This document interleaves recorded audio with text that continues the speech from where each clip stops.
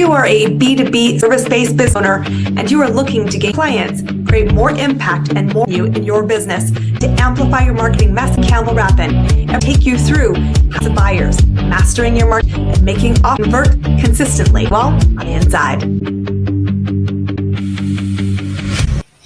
Welcome back, my friends. We are here to talk about innovation, branding, and how to actually create systems that scale. And I am super excited to introduce you to our guest today. She's a firecracker, and you know I love those.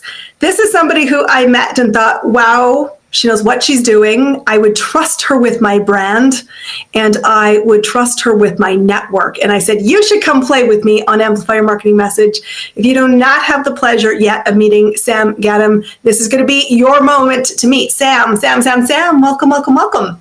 Thank you so much for having me. And I'm honored, honestly. And I trust you with my brand and in my network for sure. Well, and this is what it's all about. You know, I think the story of branding, and you are going to talk about your story for a second, but your story of branding is so important because it isn't just what you think it is. It's about how it shows up, how people experience it, and it shouldn't be accidental. You've got an interesting story. Tell us how you got to be leading other people through brand so that they can scale with the people, the experiences, and the customers they want to serve. Well, first I'll thank you. And I appreciate being seen. And I see you and I see what you're doing and I love it. So thank you. You're welcome. My career started when I guess I was 19. So 25 years ago. I've been in the print manufacturing, branding, and marketing space for that long. And I was with the same company for 19 years. By the time I was 25, I had $10 million of P&L, 50 employees, 17 presses, and I was in pretty much every industry. And it was very quick for me to realize if you do not have R&D, research and development in some fashion in every single step and every process of your business, let it be a small side hustle all the way to a $1 billion brand. And I'll share that I treat everything like a $1 billion brand because it is, and you are, and we are. Yes. I realized that you have a significant gap. And I think for small businesses, we think, oh, I can't afford something. And so then it just doesn't happen. And I beg to say you can't afford not to. And it's like be audacious. You get to have every single departmental step and every check and balance that any other $1 billion business has. In fact, you have what I feel small businesses have is an opportunity rather than an obstacle to be that much better, because small business has an excessively large bucket and sometimes they get stuck in revision central. And I'm here to say version 1 is better than version none, and we can't measure what we can't test, right? I love like you that. can't test, you can't measure what you don't test. So in the end, we need data. We need data. So branding for me, I'll say it to you this way. In 25 years, from brands like the military to Mercedes, IBM to SG, Let's Go 180, and Coach brands, and I mean a Tony Robbins, a Mel Robbins, and the Orlando Magic. At the end of the day, what you say is your marketing and how you live is your branding. And neither of those things are by accident. This is so important. I think, you know, every entrepreneur knows I wear a million hats. And I would say most would not include R&D as part of it. And that's the gap. And that's why I love the fact that you have brought what big business does really well to make it accessible, because marketing isn't an accident. If there is incongruency in the mix, customers don't trust you. And in this economy where there's so much trust deficit, you can't afford this.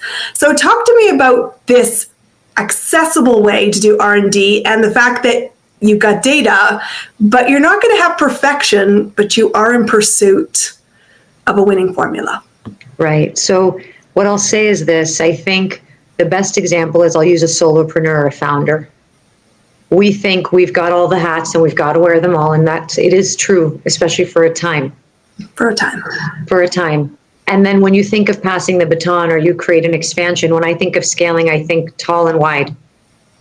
And sometimes our scaling doesn't necessarily look like a direct W-2 or 1099. It could look like a joint venture partner. It could look like a strategic partner. Like, look at us, right? Sometimes that's 1 and 1 makes 11. And it's like, yes, I'm all me and you're all you, and we can really grow this thing. what happens is something as simple as a CRM, which is like, in some regards, people are like, oh, it's CRM. It becomes the motor to your business. It becomes where you track leads. You remove the emotion out of entirely. You create a systematized, optimized procedure that keeps you consistent. I do not believe, in all of my experiences, as deliberate and diligent as I am, if you rely on willpower alone, you will fall flat on your face. Consistency and discipline are the only things that really you can scale. And so by utilizing a CRM, by literally sitting with your messaging, testing, analyzing, and refining in a week could lead to significantly more conversions. You don't have to have months and months and months of data. We can release version 1 right now, and in 7 days, go, how did this look? Oh, we made it here. We had this many clicks. We made that many conversions. Interesting, these conversions came from this kind of client. Should I then revise my messaging to go, you know what? I thought I was talking to her, but I guess I'm talking to him. And you're kind of on the ride. Not kind of, you're on the ride. And I'm saying, buckle up and let's go, get on the ride. And imagine we have 3, 6, 9, 12 months of this. Now we have legitimate optimized data to run with. You take the emotion completely out of it. To me, when I think emotion, I don't mean like the negative emotions. I actually mean we get to interject the emotions we enjoy. Like, I can go run with these clients that I know I'm converting to create the space to go do the philanthropy work, to go do the women empowerment events, to go run the races that I love, to go do all the other things, because I know that this data is converting and it's working, and they're hearing me and I hear them. And I think we get confused when we think of marketing, because we think of marketing and we go, oh, it's social media boosts. Oh, it's posting on LinkedIn as a thought leader. Oh, it's printing and I own a printing company. I'm saying, pun intended, it's what you say, how frequently you say it, and who you say it to. And sometimes those 3 things change. Sometimes they're seasonal. How will you know if you don't have some kind of system, something to show you these things, to keep you accountable, to create a discipline of like a habit stack? This is how my business is run. These are the metrics that I'm looking to match or exceed. This is why. And then as we grow, when we pass on a position, we have some baseline. Because otherwise, when we hire people, we create a job for them to go figure out how to do the job. And then we have to manage them. And so we've created another job for ourselves. And I think there's a delineation between owning a business and owning a job.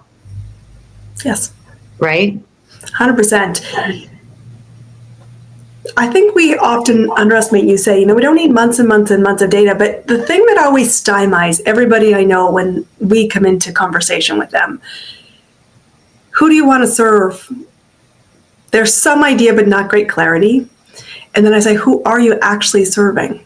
Who is actually responding to your message? Because if you are going to win quickly and predictably in business, go where the market is moving. Mm-hmm. And you learn where the market is moving by what's responding. And then you have to check with yourself, is it responding in the way I want? I want more of that.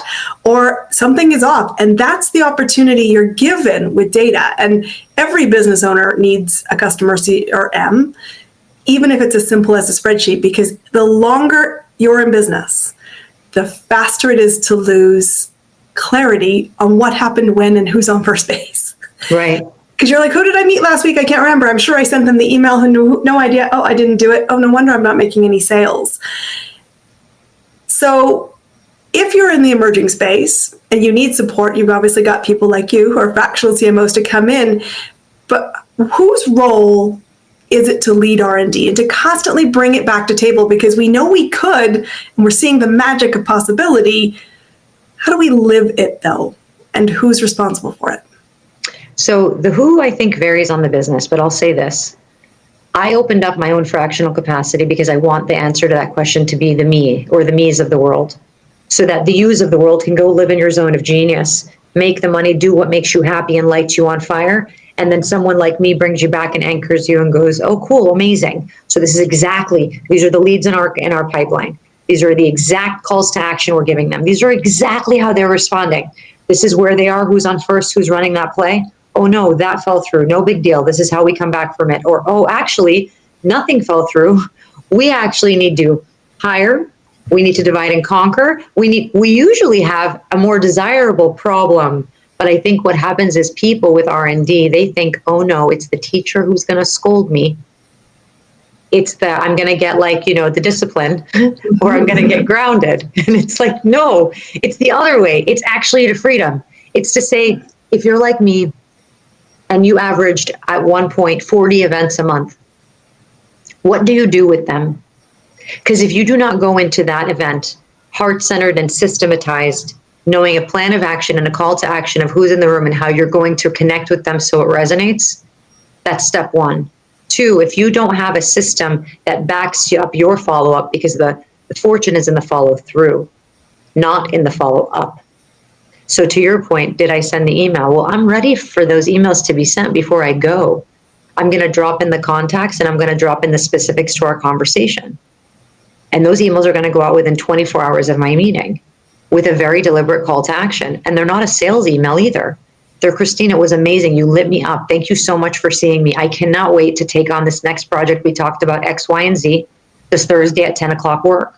It's really simple.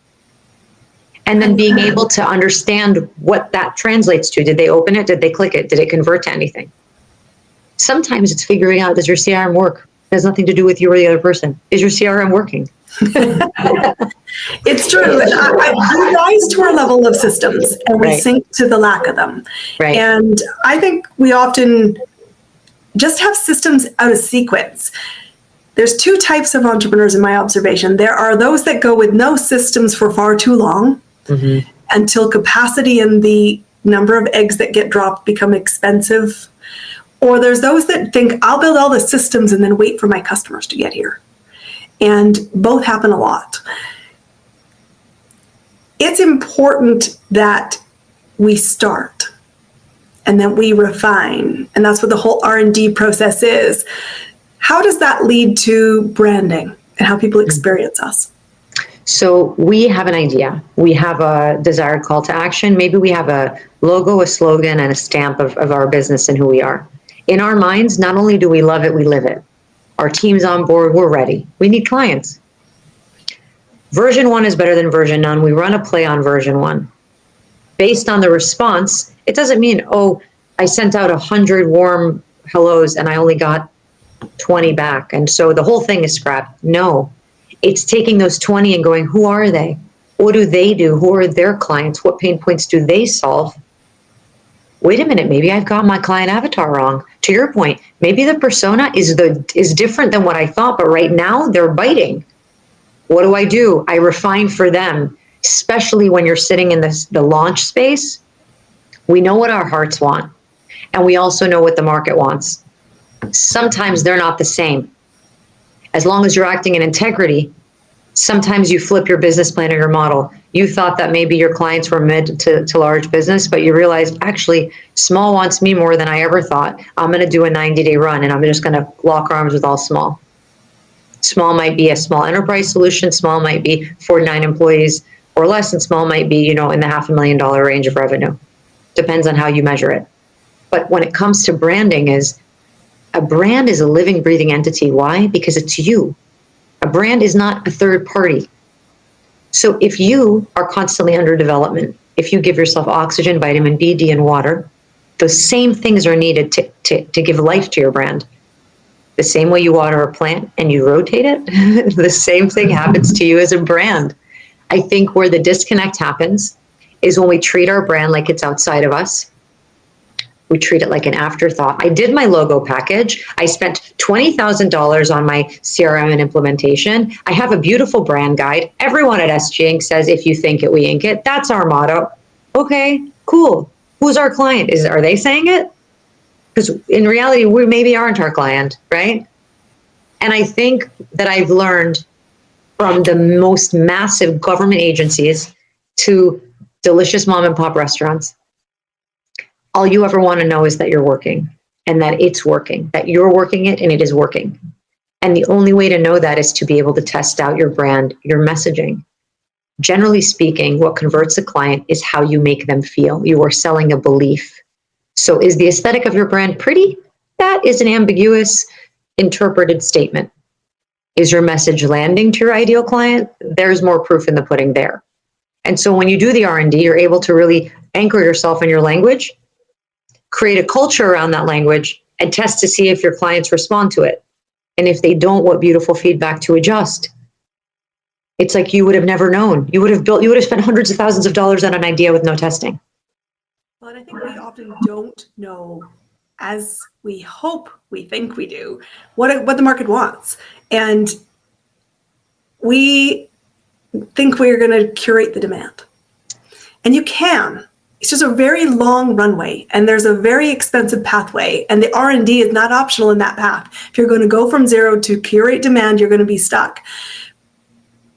You're a bad barometer of what the market wants, because you're in the space of the enlightened. And that's one of the biggest challenges with business owners. I said, you're in the enlightened space. You've solved it, you've identified it, you can articulate it, and in some level, that's elevated thinking. But your person who might be the person you're meant to serve is not in the same time continuum. Same journey maybe, but earlier decades or earlier seasons. And so they're with language that's different, and they're in options and spaces and rooms that you've maybe migrated past. The only way you know that is data. And if you find a sweet spot that says that's a possibility, you then get to choose pursuing it, and pursuing it to be effective, which is not just activity, the right activity to serve the client, because their goal line isn't applause. That's a nice to have. Our goal line is service of people. Right. The result they wanted. Mm-hmm. I think the most beautiful thing there that I hear is that no matter your industry and no matter your enterprise size, you're in the business of people. And I'll say it again, you're selling a belief, not a manufactured belief, a legitimate belief, the belief that this thing can help serve my pain point. You're always anchoring yourself as the guide and the subject matter expert. You're like the flashlight if somebody's illuminating a space, a walkway. And you're giving a client options, because sometimes they don't even know what their options are. They have one desire: get me out of where I am right now. Just get me out of there. Pick me up and take me. And the fact that they agreed to your pick me up and take me gives them one role in their own story. They're the hero there, and you're the guide. And that can be scaled and rinsed and repeated beyond belief, because the greatest gift of gratitude is a referral. So my thing is, you may not always be talking to your exact client, but man, when you anchor the belief that you are the subject matter expert to help them achieve a desired transformation, a light bulb goes off and they go, oh my God, Christine, I found them. I don't think they're who I'm looking for. I think they're who you're looking for. That is the ultimate compliment. Yes. Imagine they haven't even used your service, but it's like that RAS system of the blue or red Ferrari. You see one and all of a sudden you start to spot them, right? I just can't say enough the absolute fire inside me when it comes to helping a brand get unstuck and scaling with clarity on the back end, because time is our greatest resource. And if you can constantly be in a space where 1 + 1 is 11, it's never 2, then you know you're working smarter, not harder. And a system allows you to do that. And I'll invite the audience to consider that rather than think of our external system solely, think of your internal system. A CRM and a back end of a business allows you as a human being to be accountable in your own internal system, how you show up, the consistency, the clarity, the deliberate, inspired action taking steps, the connecting of your relationship equity, who you talk to, who you don't talk to, right? To me, it's one all-encompassing ecosystem, and it's, to me, very energizing. Well, and it is the freedom. It is the pathway to scaling, and it is the pathway to predictability. And you got to remember, a buyer is looking for predictability. And it's something that you need to just vet in terms of, it sounds good, is it true? And is it reflective of the current? Because remember this, clients of every shape, in every business, in every industry I've ever met, is banking on you to help them navigate an unknown. So they're choosing a very personal decision. It's not the logo, it's not the font. It is much more about the lived experience and the feeling, as you say.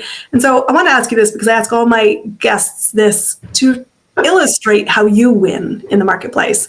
What are you doing right now that's really attracting your people to buy into the results and hold your hand to get them together? What's working right now in your business?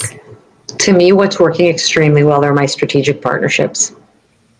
So I figured out, as founders and entrepreneurs, that joint venture partnerships and aligning yourself with really the right equal yoked individual who sees you, who understands your value, and where you can both be in respective rooms and each of you has representation.